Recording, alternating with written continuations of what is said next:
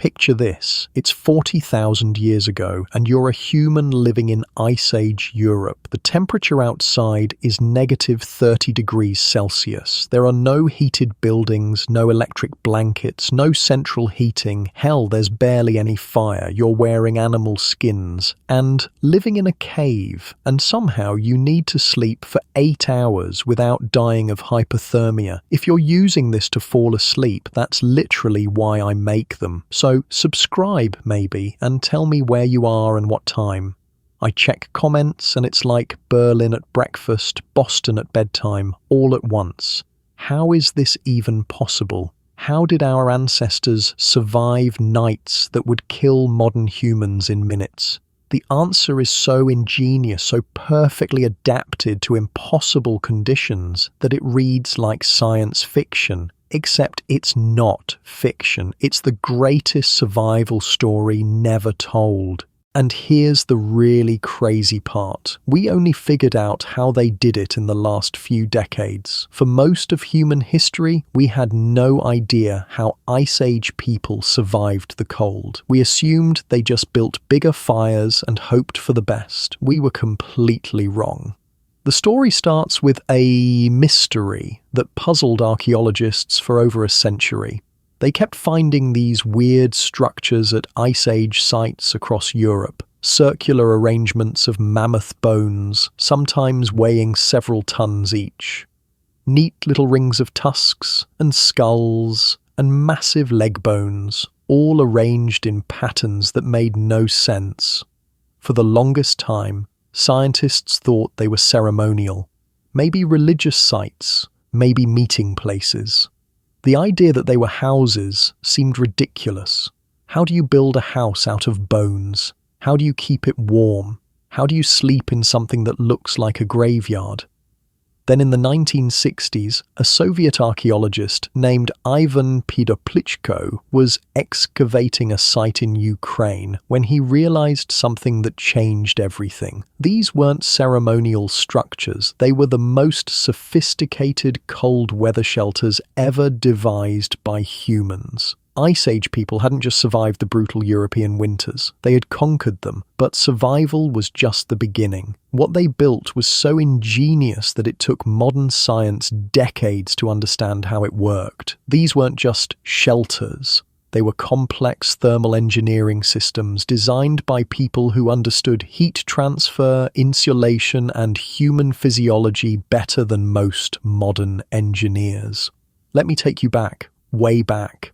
It's 25,000 years ago, and you're living through the last glacial maximum. This is the coldest period in the last 100,000 years. Ice sheets cover most of northern Europe, some of them over a mile thick. The average temperature in what's now Germany is 20 degrees colder than today. Winters last 8 months. Summers are brief and unpredictable. You're not living in some tropical paradise where early humans evolved. You're in a frozen wasteland that would challenge modern survival experts with all their high-tech gear. And you're not just surviving, you're thriving. Your people have figured out something that seems impossible: how to stay warm all night, every night for months at a time, using nothing but materials they can scavenge from the frozen landscape. The secret starts with location. Ice Age humans weren't randomly setting up camp wherever they felt like it. They were incredibly picky about where they built their shelters. They looked for specific geographical features that provided natural protection from wind and cold. River valleys were perfect because they offered shelter from the brutal winds that swept across the open steppes. Hills and rock formations created microclimates where temperatures could be several degrees warmer than the surrounding area.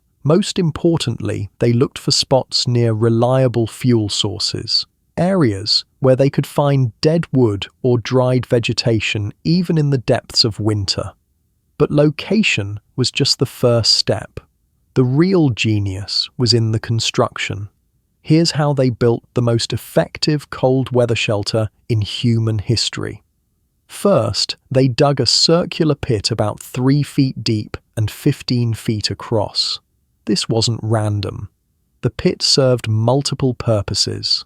It got the living space below ground level, where soil insulation would protect against temperature fluctuations. It created a natural windbreak. Most importantly, it established the foundation for a thermal system that would keep occupants warm all night. The digging itself was a massive undertaking. With only stone tools and wooden implements, excavating 3 feet of frozen ground in a 15-foot circle required days of back-breaking labor. But Ice Age people understood that this initial investment would pay off through months of survival. They had to calculate the optimal depth. Too shallow, and the shelter wouldn't provide adequate protection from surface winds and temperature fluctuations. Too deep, and construction would become impossibly difficult while creating drainage problems that could flood the shelter with groundwater. The circular shape wasn't accidental either. Circles distribute stress evenly, making the structure more stable. They also minimize surface area relative to interior volume, reducing heat loss. Most importantly, circular structures create natural air circulation patterns that would prove crucial for the thermal management system. The walls of the pit were carefully sloped to prevent collapse and to create the proper angles for the bone framework that would be erected on top. Every aspect of the excavation was precisely engineered to support the complex structure that would follow. Then came the framework. This is where those mysterious mammoth bones finally make sense. They weren't using them because they looked impressive. They were using them because mammoth bones have the perfect properties for Ice Age construction. They're incredibly strong, naturally curved, and most importantly, they don't conduct heat the way metal would. The builders would arrange the bones in interlocking patterns, creating a dome structure over the pit. Massive mammoth skulls formed the base, their eye sockets positioned to allow airflow. Curved tusks became the ribs of the structure, supporting the dome. Leg bones filled in gaps, creating a framework that could support enormous weight. Each mammoth skull could weigh over 200 pounds. Moving these massive bone segments into position required sophisticated lifting techniques and coordinated group effort. The builders had to understand basic engineering principles about load distribution, stress concentration, and structural stability. The tusks, some over 10 feet long, were positioned to create a series of interlocking arches that distributed the weight of the entire structure evenly across the bone foundation. This created a framework strong enough to support thick layers of insulation while remaining stable in high winds. But here's where it gets really clever. This wasn't just a random pile of bones. Every single element was positioned according to principles of thermal dynamics that we're only now beginning to understand. The bone structure created multiple air chambers, warm air rises, so the dome shape naturally created circulation patterns that kept heat moving through the shelter. Cold air sank into the pit, where it was warmed by body heat and the small fire at the center. The warmed air rose toward the top of the dome, then circulated back down as it cooled, creating a continuous cycle. Over this bone framework, they laid animal hides, not just one layer, multiple layers, sometimes 4 or 5 deep, creating an insulation system that rivaled modern sleeping bags. The outer layer was usually mammoth hide, thick and waterproof. Inner layers were softer furs, chosen for specific thermal properties. Each hide had to be carefully prepared and treated to maintain its insulating properties in extreme cold. Raw hides become stiff and brittle at low temperatures, losing their effectiveness as insulation. Ice Age people developed tanning and treatment processes using natural oils and plant materials that kept hides flexible and effective even at temperatures far below freezing. Bear fur was especially prized because it has hollow hairs that trap air, creating incredible insulation. A single bear hide could provide insulation equivalent to several layers of other materials. But bears were dangerous to hunt and relatively rare, so bear fur was reserved for the most critical applications. Wolf fur was layered next to the skin because it wicks away moisture while maintaining warmth. Human bodies produce moisture through breathing and sweating even in cold conditions, and this moisture can become dangerous if it accumulates inside the shelter. Wolf fur's natural properties helped manage this moisture while providing additional insulation. Reindeer fur provided a middle layer that balanced insulation with breathability. Reindeer are adapted to extreme cold, and their fur has unique properties that trap warm air while allowing dangerous gases to escape. This made reindeer hides perfect for intermediate layers in the thermal system, but the real innovation was what they did inside the shelter. The floor of the pit was lined with materials that created a multi-layer insulation system. First, a layer of flat stones or mammoth shoulder blades to create a barrier between the occupants and the frozen ground. This prevented the massive thermal sink effect that would occur if people slept directly on frozen earth. Over this, thick layers of dried grass, leaves, and soft vegetation. These materials had to be collected during warmer months and stored carefully to remain dry and effective throughout the winter. The plant materials created air pockets that provided additional insulation while remaining comfortable to sleep on. Then animal furs arranged in specific patterns to maximize warmth retention. The arrangement wasn't random. Different types of fur were positioned to create thermal zones within the shelter, with the warmest areas reserved for children and elderly individuals who were most vulnerable to cold. At the center of the shelter was a small fire pit, carefully constructed to provide maximum heat with minimum smoke. They used a technique called banking, where they would bury hot coals under ash and organic matter. This created a slow-burning heat source that could last all night without requiring constant attention. The fire pit itself was a masterpiece of engineering. It had to be sized precisely to provide adequate heat without creating dangerous carbon monoxide levels inside the sealed shelter. Too large, and the fire would consume too much oxygen and create deadly gases. Too small, and it wouldn't provide enough heat to keep the thermal mass system working. The pit was lined with stones that had been tested to ensure they wouldn't crack or explode when heated. Certain types of rock contain moisture that can turn to steam when heated rapidly, causing the stones to fracture violently.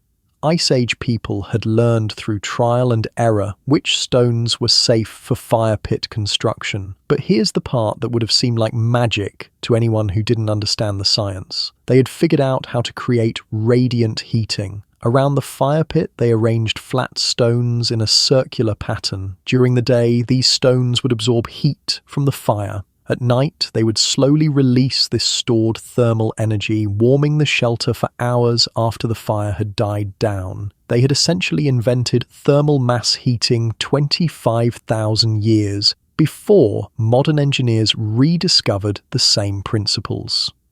The stones used for thermal mass were selected for their specific heat capacity and thermal conductivity properties.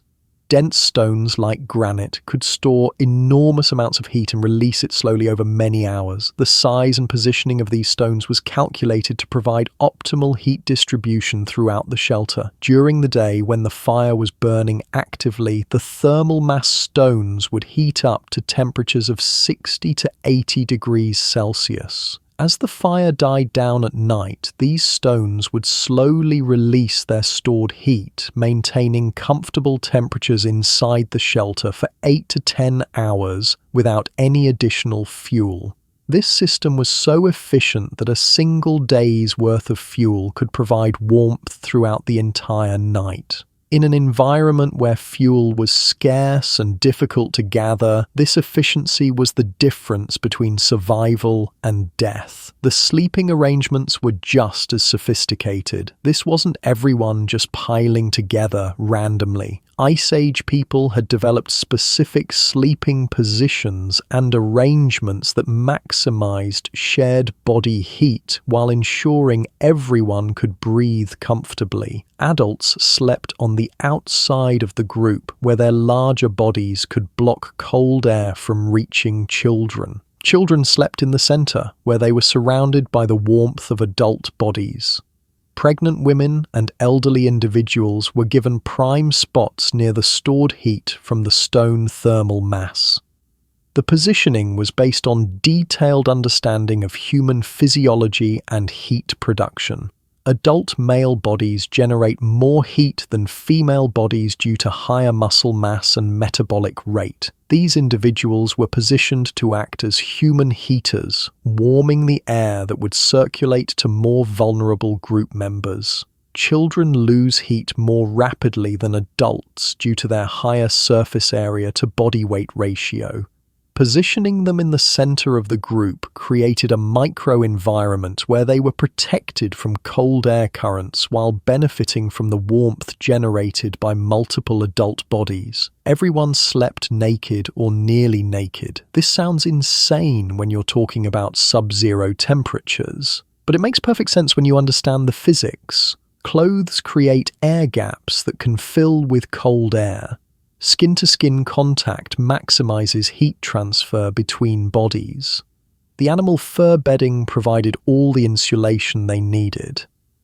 The decision to sleep without clothing was based on careful observation of how the human body loses and conserves heat. Clothing creates insulation by trapping air, but this same air can become cold and actually increase heat loss if the clothing becomes damp from perspiration. Skin-to-skin contact, on the other hand, allows direct heat transfer between bodies with different temperatures.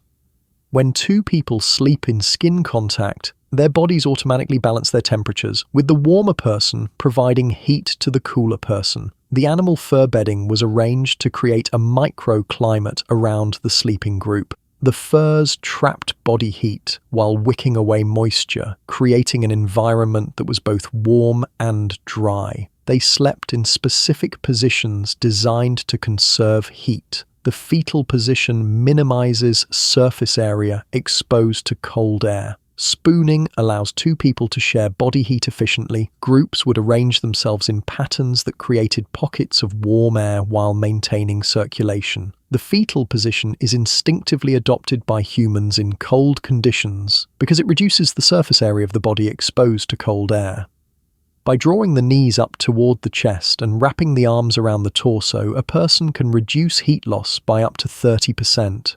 Spooning, where two people sleep pressed together with one person's chest against the other's back, maximizes the area of skin contact while creating a warm air pocket between the bodies. This position allows efficient heat sharing while maintaining comfortable breathing for both individuals. Group sleeping arrangements were planned to create convection currents that distributed warm air throughout the sleeping area. The positioning of bodies created channels for air circulation that prevented dangerous carbon dioxide buildup while maintaining warmth.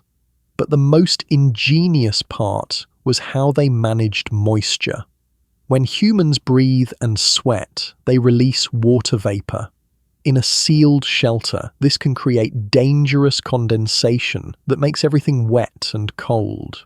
Ice Age people had solved this problem with a ventilation system that seems almost impossibly sophisticated. The dome structure created natural air currents. Warm, moist air rose to the top of the shelter, where small gaps between bones and hides allowed it to escape. Cold, dry air entered near the ground level, where it was warmed before rising. This created continuous air circulation that prevented dangerous moisture buildup while maintaining warmth.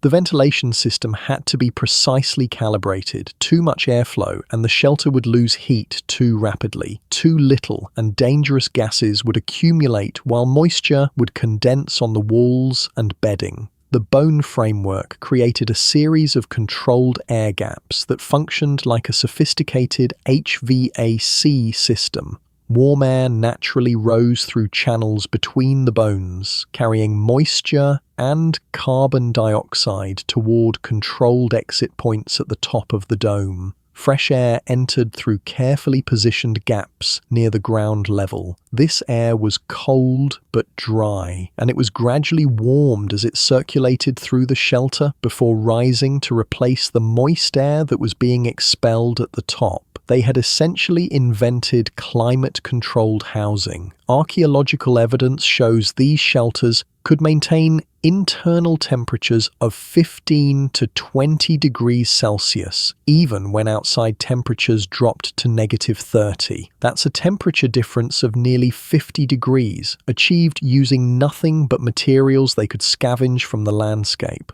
The thermal efficiency of these structures was remarkable by any standard. Modern homes in cold climates typically require significant energy input to maintain similar temperature differences. The Ice Age shelters achieved this performance using only passive thermal management and minimal fuel input. Temperature measurements taken at reconstructed Ice Age shelters show that the thermal mass system could maintain comfortable temperatures for 10 to 12 hours after the fire died down. This meant people could sleep through the night without needing to wake up to tend the fire. The humidity control was equally impressive. Despite housing multiple people in a sealed environment, moisture levels remained within safe ranges that prevented condensation and mold growth. The ventilation system managed this without sacrificing thermal efficiency. But building the shelter was only half the battle. Staying warm all night required understanding human physiology in ways that seem almost medical. Ice Age people had figured out that the human body goes through predictable temperature cycles during sleep. Core body temperature drops naturally about 2 to 3 hours after falling asleep, reaching its lowest point just before dawn. This is when hypothermia risk is greatest. To counter this, they developed wake cycles that ensured someone was always alert during the coldest part of the night. Not everyone slept at the same time. Individuals would take turns staying awake to tend the fire, check for problems, and monitor the group for signs of hypothermia. The watch rotation was carefully organized to ensure that the most experienced individuals were on duty during the most dangerous hours. These watch keepers were trained to recognize subtle changes in breathing patterns, skin color, and body position that could indicate developing hypothermia. They had learned to recognize the early signs of cold-related problems, changes in breathing patterns, unusual restlessness, skin that felt cold to the touch. When they spotted these warning signs, they would wake the affected person and use specific rewarming techniques. These techniques were remarkably sophisticated. They understood that warming someone too quickly could be dangerous. Instead, they used gradual rewarming, moving the person closer to the thermal mass stones, increasing skin-to-skin contact with other warm bodies, providing warm liquids if the person was conscious and alert. Rapid rewarming can cause dangerous changes in blood pressure and heart rhythm as blood vessels dilate quickly. Ice Age people had learned through experience that gradual warming was safer and more effective.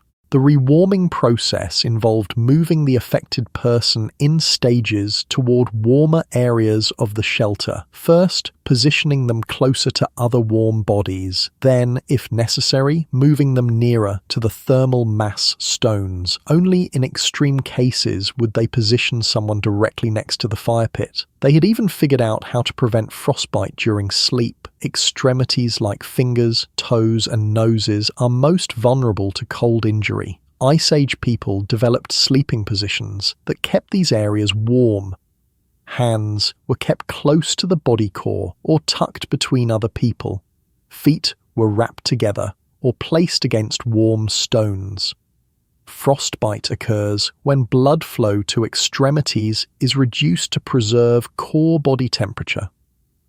By positioning extremities against warm surfaces or in contact with other warm bodies, they maintained circulation and prevented tissue damage. Most remarkably, they had learned to use their own biology as a heating system. Before going to sleep, groups would engage in activities that raised their core body temperature. Not vigorous exercise that would cause sweating, but moderate movement that increased circulation and generated internal heat. They would share hot food or drink, warming their bodies from the inside. They would perform massage on each other's extremities, increasing blood flow to areas most vulnerable to cold. They had essentially developed a pre-sleep routine designed to maximize their chances of surviving the night. The warming activities were carefully calibrated to raise body temperature without causing perspiration. Sweating in cold conditions can be deadly because wet clothing or bedding loses its insulating properties rapidly. Hot food and drink provided internal warming that lasted for hours. The digestion process generates heat, and warm fluids directly raise core body temperature. Foods high in fat and protein were preferred because they provided sustained energy for internal heat generation. Massage increased blood circulation to extremities that might otherwise become dangerously cold.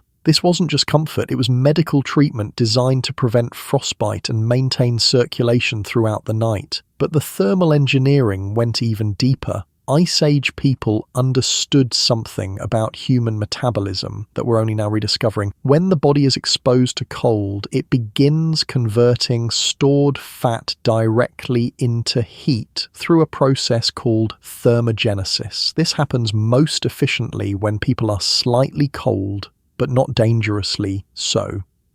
By maintaining shelter temperatures that were warm enough to prevent hypothermia but cool enough to stimulate natural heat production, they had created an environment where the human body became its own heating system.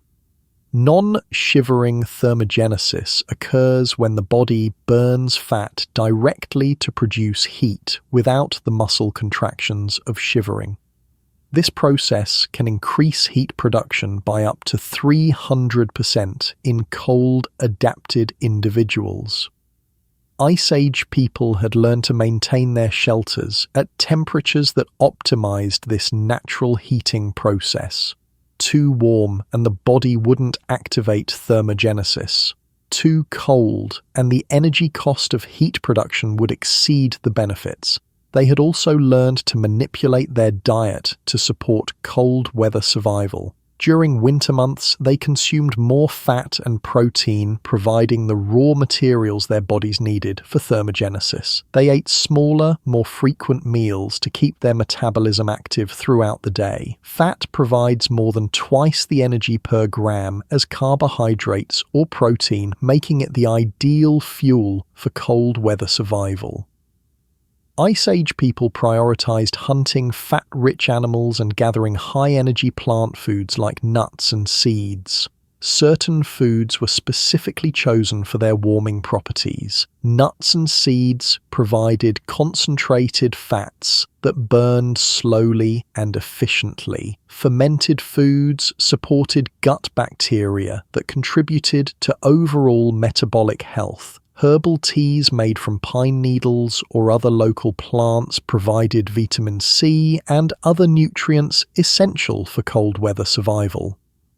The preparation for winter sleeping began months in advance. During summer and fall, groups would collect and prepare the materials they would need, hunting specific animals not just for food, but for hides with particular thermal properties. Gathering insulation materials like down feathers, soft grasses, and mosses. The The material gathering was a community-wide effort that required detailed planning and organization. Different types of animals had to be hunted at specific times of year when their fur was thickest and most suitable for insulation. Plant materials had to be collected when they were dry and at peak insulating effectiveness. This required detailed knowledge of plant biology and seasonal variations in material properties. They developed preservation techniques that ensured these materials would remain effective throughout the winter. Hides were treated with natural oils to prevent them from becoming stiff and brittle in cold weather. Plant materials were dried and stored in ways that maintained their insulating properties. Hide treatment involved complex processes using animal brains, plant tannins, and natural oils. These treatments made the hides waterproof while maintaining flexibility at low temperatures. Improperly treated hides would become rigid and lose their insulating properties in extreme cold. Plant materials were bundled and stored in dry locations where they wouldn't absorb moisture or rot. Different materials required different storage techniques to maintain their effectiveness throughout the winter. Most importantly, they developed social systems that ensured everyone had access to adequate cold weather protection.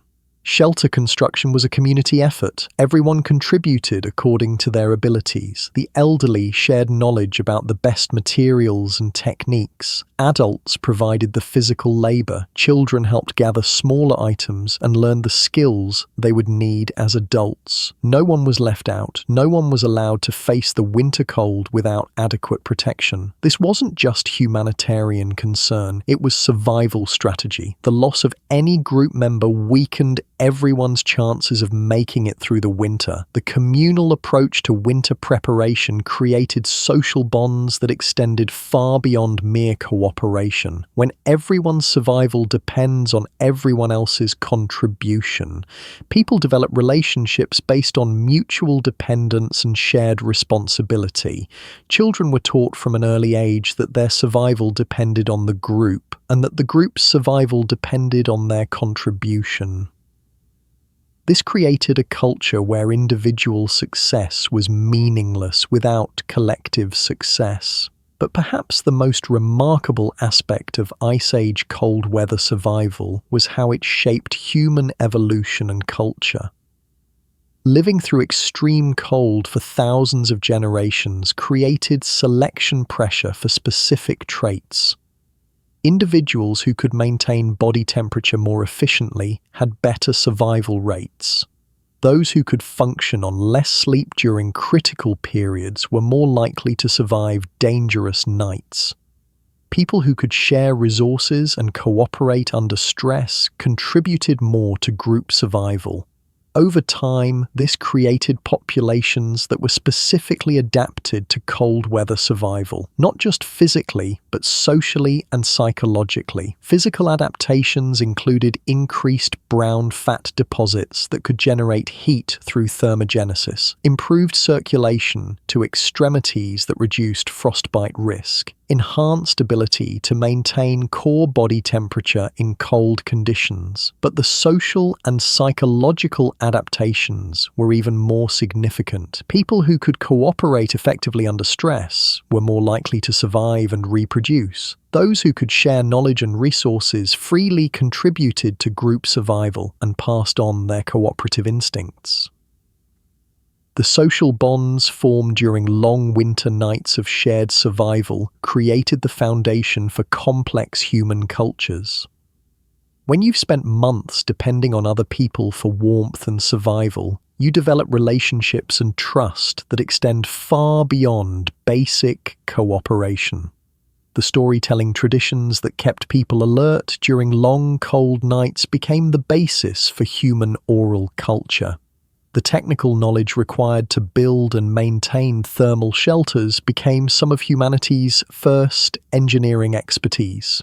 Oral traditions served multiple purposes during long winter nights. They kept people alert and engaged during dangerous hours when falling asleep could be fatal. They transmitted crucial survival knowledge from one generation to the next. They created shared cultural experiences that strengthened group bonds. The medical knowledge developed through caring for cold-related injuries and illnesses became the foundation for herbal medicine and early healing practices. Ice Age people developed sophisticated understanding of hypothermia, frostbite, and other cold-related medical conditions. They learned which plant medicines could improve circulation, which treatments could prevent infection in frostbitten tissue, and which techniques could safely rewarm dangerously cold individuals. This medical knowledge was as precise and effective as the thermal engineering.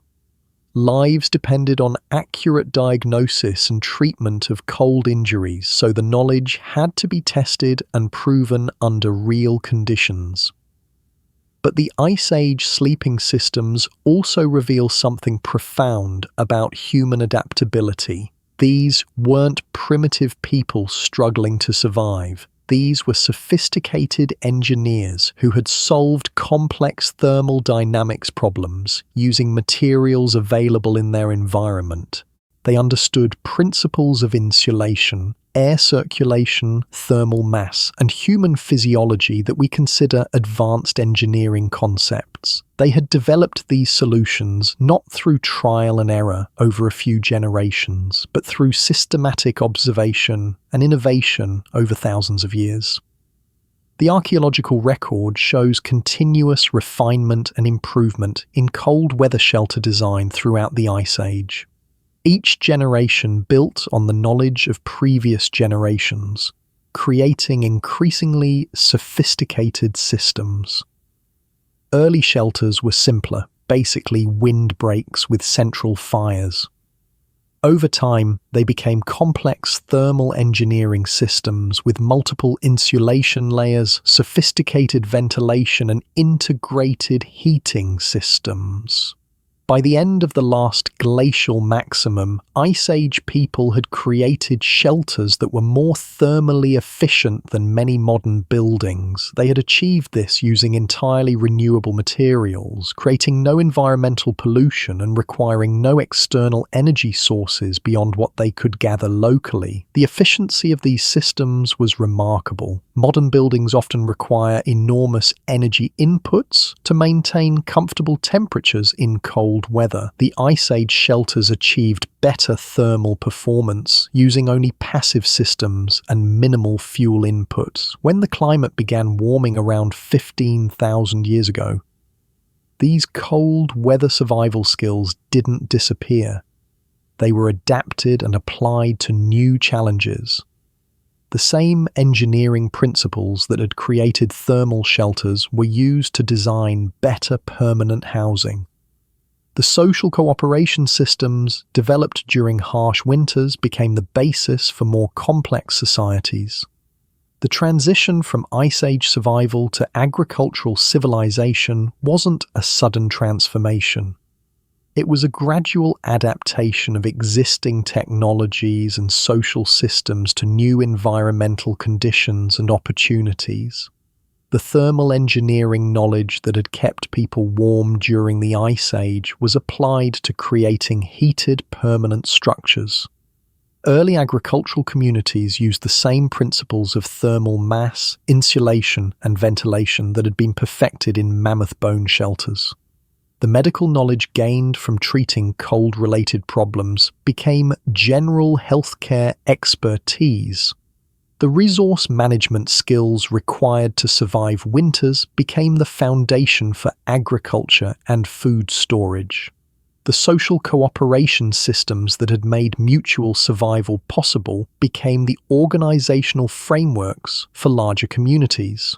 The same skills that had coordinated winter shelter construction were used to organize agricultural work and community projects.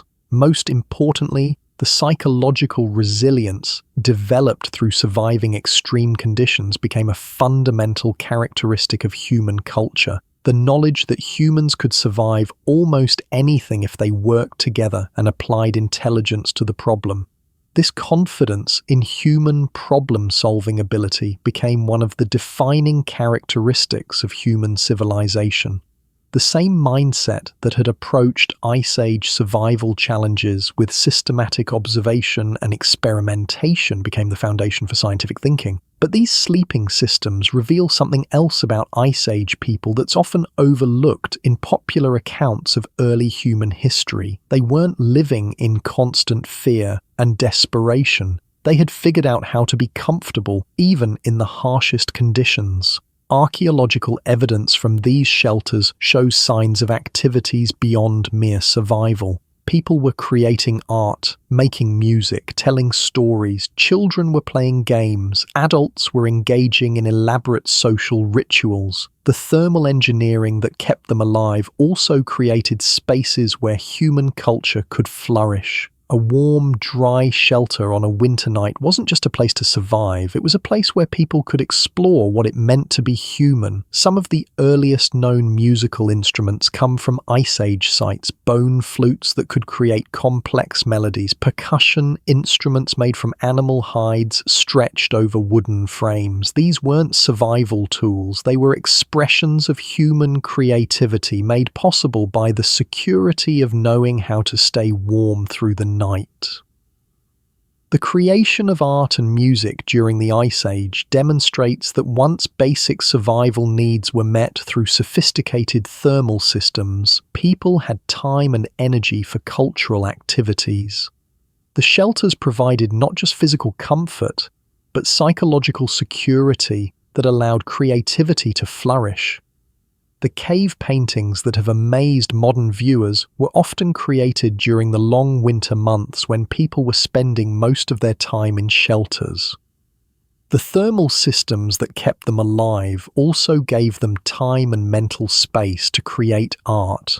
Many of the most famous Ice Age cave paintings are located deep underground, where temperatures remained relatively constant throughout the year. These locations provided natural climate control that complemented the artificial thermal systems, creating ideal conditions for artistic work. But the Ice Age sleeping systems also demonstrate something that modern humans often forget. Our ancestors weren't trying to dominate their environment, they were trying to work with it. The shelters were designed to take advantage of natural thermal properties, not to overcome them. They used materials that were already available, not materials that required extensive processing or transportation. They worked with human physiology, not against it.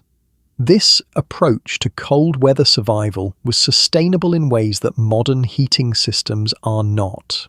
An Ice Age shelter could be built and operated without depleting any non-renewable resources.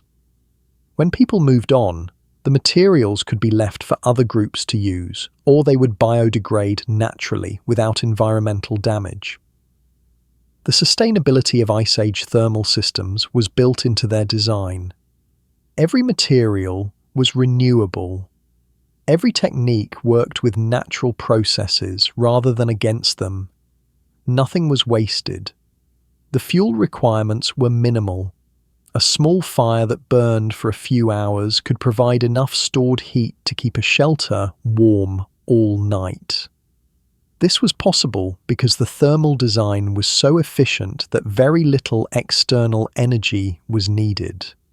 Contrast this with modern cold weather survival, which requires enormous amounts of energy and creates significant environmental impact. A single modern house in a cold climate uses more energy for heating in a month than an Ice Age shelter would require in an entire winter. Modern heating systems are incredibly effective, but also incredibly resource intensive. They depend on complex supply chains, non-renewable energy sources, and technologies that create environmental pollution. But the most remarkable aspect of Ice Age sleeping systems might be how they reveal the true nature of human intelligence. These weren't people who had access to vast libraries of scientific knowledge. They couldn't look up thermal engineering principles in textbooks or consult with experts. Everything they knew about heat transfer, insulation, and human physiology they had to figure out through direct observation and experimentation. They had to understand these complex systems well enough to stake their lives on their accuracy every single night. This required a type of practical intelligence that's different from academic knowledge. They had to be able to observe natural phenomena, form hypotheses about how things worked, test their ideas, and refine their techniques based on results. They had to be able to recognize patterns in human behavior during cold stress, notice which materials provided the best insulation, understand how air circulation affected heat distribution, figure out how to balance warmth with ventilation. All of this knowledge had to be accurate enough that people could depend on it in life or death situations. There was no room for theories that sounded good but didn't work.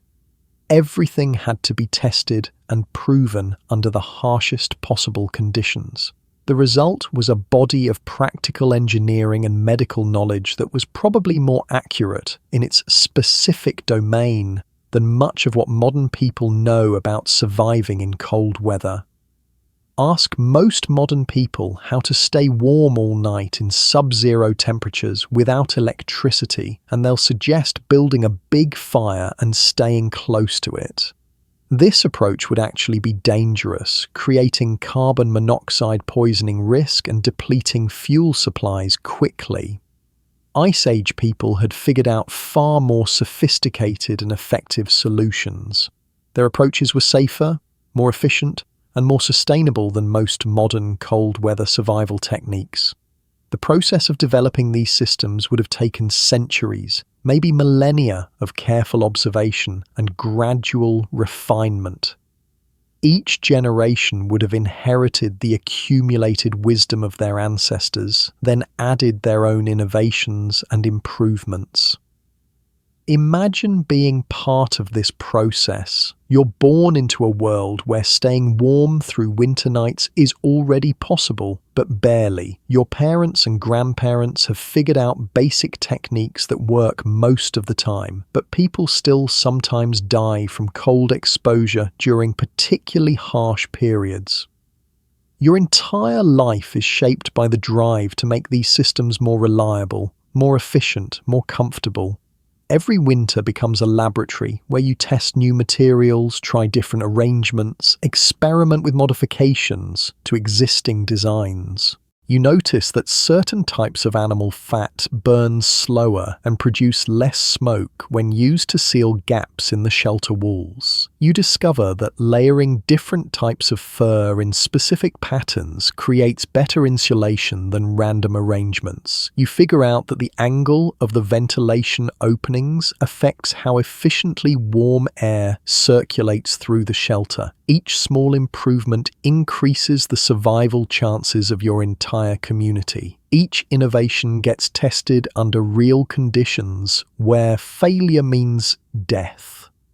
Only the modifications that actually work get passed down to the next generation. Over hundreds of generations, this process created thermal engineering systems that were incredibly sophisticated, despite being built entirely from natural materials using Stone Age tools. Archaeological analysis of mammoth bone shelters shows evidence of continuous refinement and improvement over thousands of years. Early versions were simpler, basically just bone frameworks covered with hides. Later versions became increasingly complex with multiple insulation layers, sophisticated ventilation systems, and integrated thermal mass heating. The evolution of these systems followed the same patterns as modern engineering development, but compressed into a much more intense time frame, because failure wasn't just inconvenience, it was death. Modern engineers work on heating systems for years or decades, testing them in controlled conditions, running computer simulations, building prototypes in laboratories. Ice Age people had to get their designs right immediately and test them under conditions that would kill them if the systems failed. This created a type of engineering discipline that was incredibly rigorous. Every design element had to be justified not by theoretical calculations, but by demonstrated effectiveness under the worst possible conditions. The result was thermal systems that were more robust and reliable than many modern heating technologies. A mammoth bone shelter could maintain life-supporting temperatures even if multiple components failed. Modern heating systems often fail catastrophically if a single element stops working. But the development of these systems also reveals something about Ice Age social organization that's often overlooked in popular accounts of early human life. These weren't small bands of people struggling individually for survival. They were part of larger networks that shared information and resources across vast territories. Evidence for this comes from the standardization of shelter designs across different regions and time periods. Archaeological sites thousands of miles apart show remarkably similar construction techniques and thermal engineering principles. This suggests that information about effective cold weather survival was being shared systematically across Ice Age Europe. Trade networks probably played a crucial role in this information sharing. People who traveled between communities would carry not just goods, but knowledge about techniques that worked in different environments. Innovations developed in one region would spread to other areas where they could be tested and refined further. Marriage networks also facilitated knowledge transfer. When individuals moved from one community to another, they brought their technical expertise with them. This created a continent-wide system for sharing survival techniques and engineering innovations. The social structures that made this knowledge sharing possible were probably quite complex. There had to be ways of evaluating new techniques, integrating them with existing practices, and ensuring that crucial information was preserved and transmitted accurately. This required sophisticated communication systems, not just basic language, but technical vocabularies for describing thermal properties, construction techniques, material characteristics. People needed to be able to explain complex engineering concepts precisely enough that others could reproduce their techniques successfully. The development of these technical communication abilities probably contributed to the evolution of human language more generally. The need to describe thermal engineering concepts precisely would have driven the development of more sophisticated grammar and vocabulary. But perhaps the most important social innovation was the development of systematic teaching methods. With survival depending on technical knowledge that took years to master, Ice Age communities had to become incredibly effective at educating their children. This wasn't just showing kids how to do things and hoping they figured it out. It was systematic instruction in complex technical subjects, starting from early childhood and continuing throughout adolescence and young adulthood. Children had to learn to recognize dozens of different materials and understand their thermal properties. They had to master construction techniques that required precise engineering calculations. They had to understand human physiology well enough to recognize and treat cold-related medical problems. Most importantly, they had to learn all of this well enough that they could apply it under extreme stress conditions, making life or death decisions quickly and accurately when survival was at stake. This created educational systems that were probably more rigorous and effective than most modern schools. When failure to master the curriculum could result in the death of your entire family, people take teaching and learning very seriously. Archaeological evidence suggests that Ice Age children were actively involved in shelter construction from an early age, not just watching adults work, but participating directly in ways appropriate to their abilities. This hands-on learning approach ensured that technical knowledge was transmitted through direct experience rather than just verbal instruction. The The result was populations where virtually everyone had expert-level knowledge of thermal engineering, human physiology, and cold weather medicine. Every adult could design and build shelters that would keep people alive through the worst possible conditions. This level of technical competence across entire populations was probably unprecedented in human history and hasn't been matched since.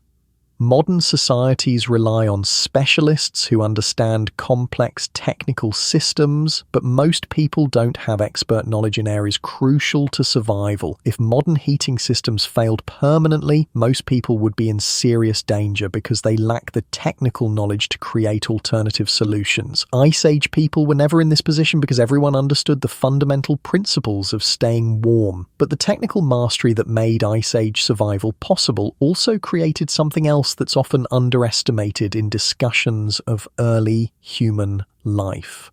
It created a sense of confidence and competence that shaped how people approached all types of challenges.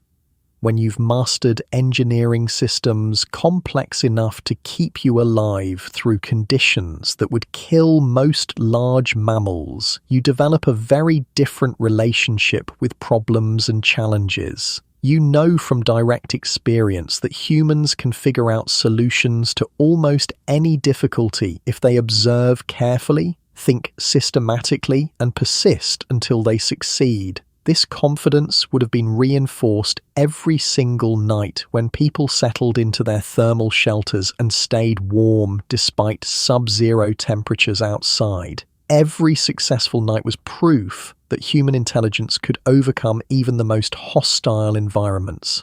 Over thousands of generations, this experience created populations that were psychologically as well as technically adapted to extreme challenges. People who not only knew how to solve difficult problems, but expected to be able to solve them. This psychological adaptation may have been as important as the technical innovations in ensuring long-term survival.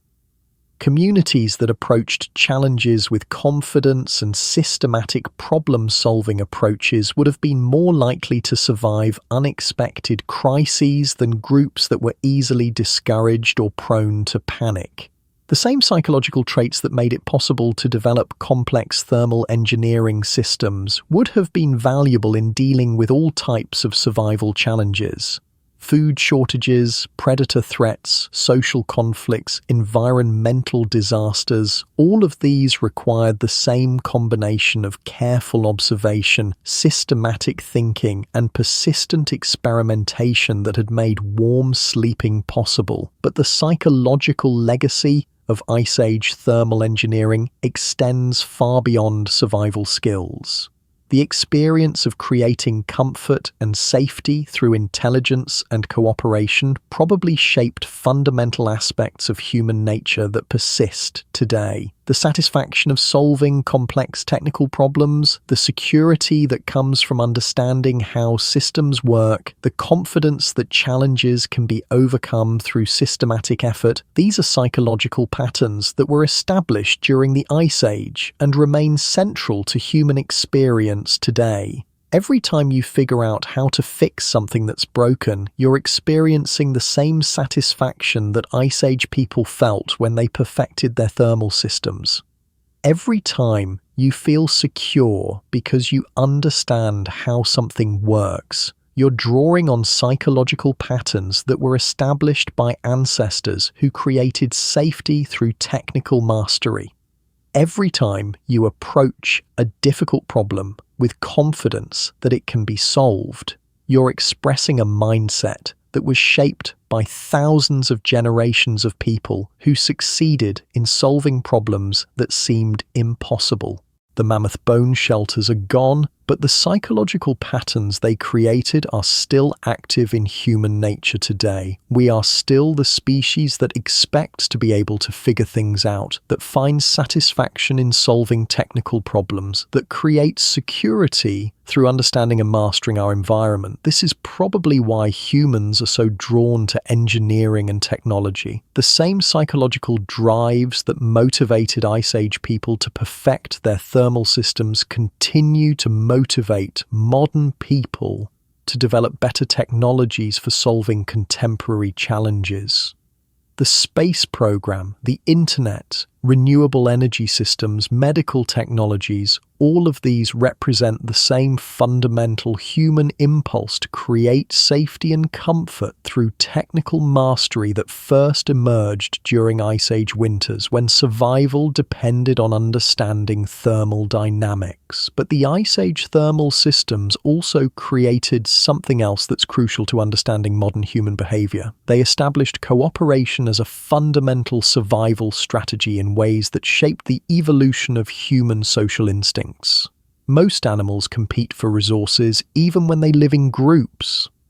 Individuals that are stronger, faster, or more aggressive get access to the best food, shelter, and mating opportunities. This creates social hierarchies where some individuals thrive at the expense of others. Ice Age thermal systems couldn't work this way. Everyone's survival depended on everyone else contributing effectively to the group effort. The strongest individual couldn't stay warm alone if the thermal engineering failed. The most aggressive person would freeze to death just as quickly as anyone else if the community cooperation broke down. This created selection pressure for psychological traits that prioritized group survival over individual advantage. People who were naturally inclined to cooperate and share resources were more likely to survive and reproduce than individuals who prioritized their own interests. Over thousands of generations, this evolutionary pressure created populations where cooperation and mutual aid were as natural as breathing. People who instinctively worked together, shared knowledge freely, and took care of vulnerable group members. These cooperative instincts, developed during Ice Age winters, became the foundation for all subsequent human social organization.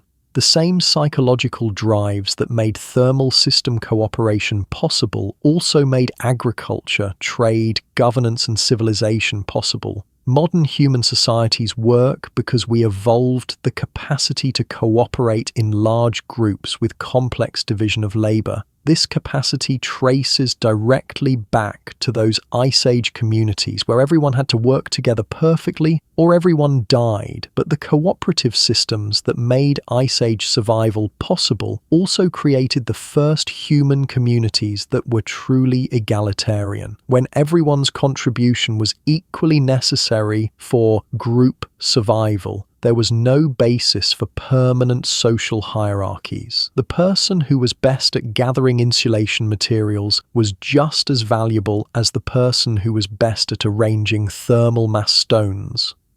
The individual who was most skilled at recognizing hypothermia symptoms was just as crucial as the one who was most effective at maintaining fires. This created social systems where status and respect were based on contribution and competence rather than domination or resource accumulation. People gained influence through their ability to help the group survive, not through their ability to control others. Archaeological evidence suggests that Ice Age communities were remarkably egalitarian compared to most later human societies. Burial sites show little evidence of permanent status differences. Tool assemblages suggest that technological knowledge was widely shared rather than monopolized by specialists. This egalitarian approach to social organization was probably necessary for the thermal systems to work effectively. If some people had been excluded from crucial knowledge or denied access to necessary resources, the systems would have failed and everyone would have died. The requirement for universal participation in thermal system maintenance created the first human societies where everyone was genuinely indispensable and everyone had to be treated with respect and consideration.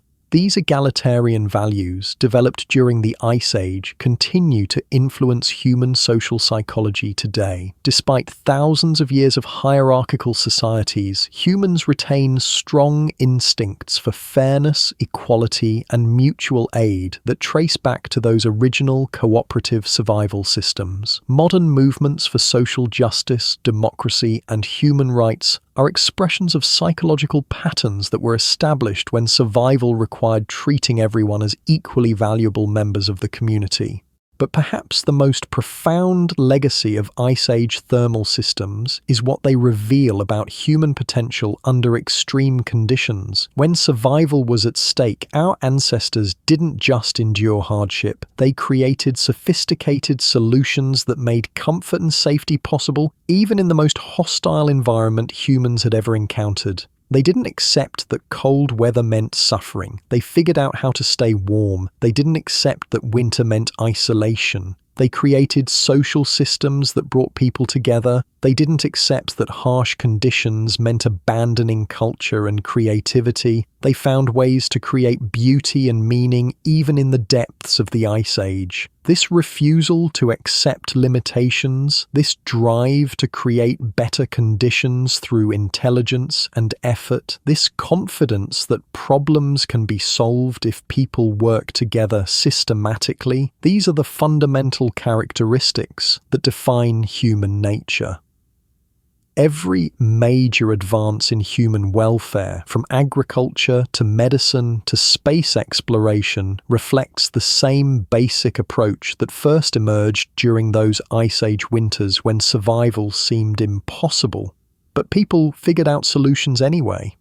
The thermal engineering systems that kept Ice Age people warm weren't just clever survival techniques. They were the first demonstration of what humans could achieve when they combined systematic observation, creative problem-solving, and absolute determination to improve their conditions. This legacy continues today in ways that most people don't fully appreciate. When engineers design better insulation materials, they're using principles that Ice Age people discovered through direct experimentation. When architects create buildings that maintain comfortable temperatures with minimal energy consumption, they're applying thermodynamics concepts that were first worked out in mammoth bone shelters. When medical researchers study hypothermia and develop better treatments for cold exposure, they're building on knowledge that was originally gained through Ice Age people caring for each other during dangerous winter nights. But the influence extends far beyond technical fields. The social cooperation systems that made Ice Age thermal shelters possible became the template for every subsequent form of human organization that depends on people working together toward common goals. When modern teams collaborate on complex projects, they're using coordination skills that were first developed when group survival required perfect cooperation on thermal system construction and maintenance. When communities organize to solve collective problems, they're drawing on social instincts that evolved during those Ice Age winters, when everyone's life depended on everyone else contributing effectively. When people share knowledge freely to help others solve difficult problems, they're expressing values that were shaped by thousands of generations when hoarding crucial information could doom entire communities. The psychological patterns established during the Ice Age continue to drive human behavior in ways that shape our entire civilization. The expectation that problems can be solved through systematic effort, the instinct to cooperate when facing common challenges, the drive to create comfort and beauty even under difficult conditions, all of these fundamental aspects of human nature trace back to those winter nights when survival required the best of human intelligence, creativity, and cooperation. But perhaps the most important legacy is the proof that humans can adapt to almost any challenge if we're willing to observe carefully, think systematically, and work together persistently. Ice Age people faced environmental conditions that would have killed most other large mammals. Temperatures that regularly dropped to levels that would be fatal within hours for unprepared individuals. Conditions that lasted not just for days or weeks, but for thousands of years. They not only survived these conditions, they created solutions that made comfortable, safe, culturally rich lives possible, even in the harshest environment humans had ever encountered. They proved that human intelligence and cooperation could overcome challenges that seemed absolutely insurmountable.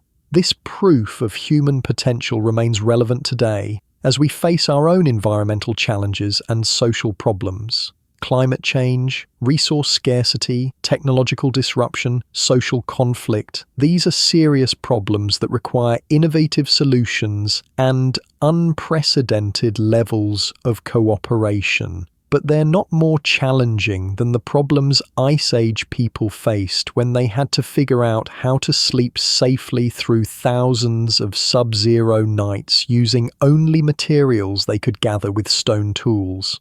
If our ancestors could solve those problems and create thriving communities under those conditions, we can solve the problems we face today. We carry the same intelligence that figured out thermal mass heating and sophisticated insulation systems. We have the same capacity for cooperation that made mutual survival possible when resources were scarce and conditions were dangerous. We possess the same refusal to accept defeat that carried people through 25,000 years of Ice Age winters. The mammoth bone shelters are gone. The glaciers have retreated. The people who built those first thermal engineering systems lived and died tens of thousands of years ago. But the human capabilities they demonstrated, the solutions they developed, the social systems they created, and the psychological patterns they established, all of these continue to shape human life today. When you sleep warm and safe tonight, you're benefiting from solutions that were first developed by people who refused to let impossible conditions defeat them. When you work with others to solve difficult problems, you're using cooperation skills that were refined through thousands of generations of shared survival. When you approach challenges with confidence that they can be overcome through persistent effort and systematic thinking, you're expressing a mindset that was forged during those Ice Age nights when people looked at temperatures that would kill most living things and said, "We can figure this out." And they did.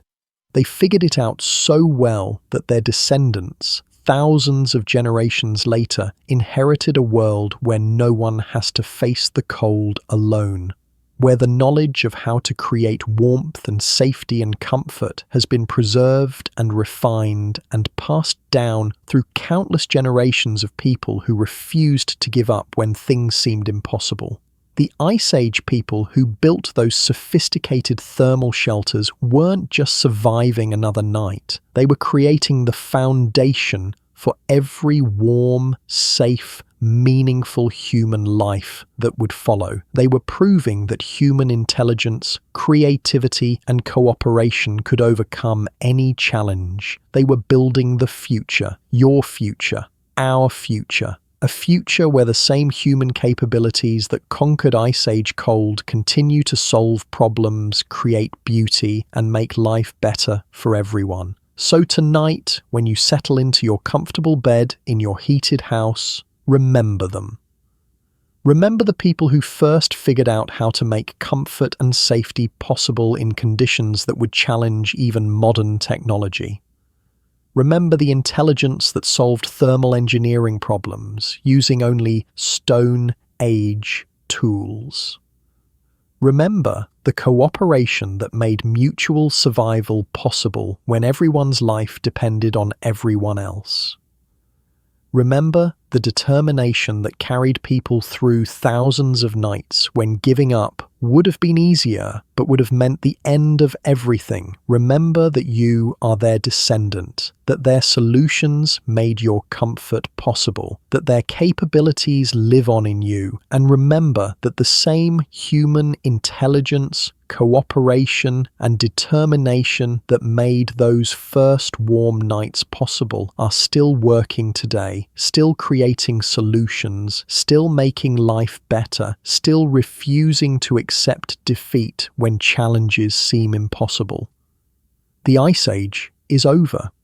The thermal shelters have crumbled, but the human spirit that built them, sustained them, and made them work night after night for thousands of years, That spirit lives on in every person who refuses to accept that problems can't be solved, that challenges can't be overcome, that life can't be made better through intelligence, effort, and cooperation. Those Ice Age people sleeping warm in their mammoth bone shelters while the world froze around them.